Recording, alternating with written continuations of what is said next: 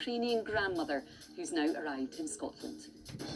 And one woman a war-torn country, and seeking refuge in Scotland, only to leave again to rescue your ailing mother. Well, that is exactly what happened to Mykola Kartaseva. He went to get his 70-year-old mother after his father died in February. She was reunited with her children and her grandchildren back in Fife. Sean O'Neill reports. A journey from occupied Ukraine through Crimea to the Latvia-Russian border. That is how 70-year-old Galina Kartasev fled to Scotland.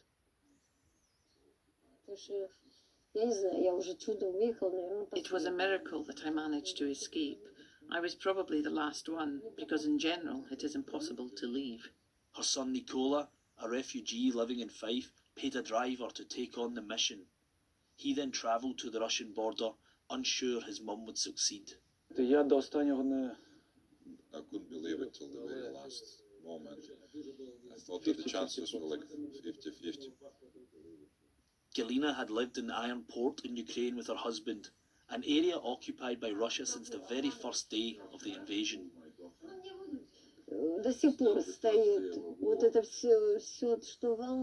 Still, the first day of the war, all the feelings come back to me.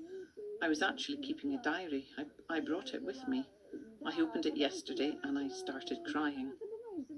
Both Galina and her husband were very ill.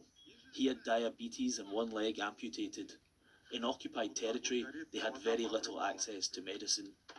On February 3rd this year, her husband died. My husband supported me, but can you imagine staying on your own? It's scary. I lived on my own in that house, missiles every day. I'm not scared of death, but I cannot help myself. But you know how sorry I was when I was left alone? I'm not alone, of course, I have my kids. I think I'm still the happiest mum and granny in the world. Nicola fled with his wife and young family last April after a month living in occupied territory. They lost their home on the first day of the war. My neighbor called me and said, your house doesn't exist anymore. It's already been bombed and shelled, destroyed. So there was nowhere to return to. The family made a daring escape through the front line, a journey which claimed the lives of others in their travelling convoy. В той день розстріляли передні машини і задні. So on that day, the front cars and the rear cars were shot down, and they were finished by air raid. Ми бачили і машини, і людей вбитих.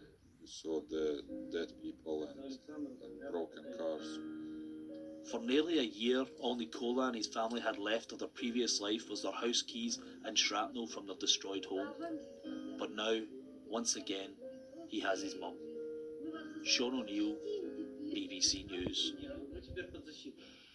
A terrifying but ultimately heartfelt story there. And so many of these stories we don't get to hear unless families like that come forward and speak to reporters like Sean. Yeah. Amazing. It's amazing to hear her story and how sweet. She's saying she's the luckiest mum and grandma in the world after all she's been through. Lovely to see. Do get in touch with us if you have a story that you'd like to share or just something you'd like to say. Our email address is just right there. And so is our handle for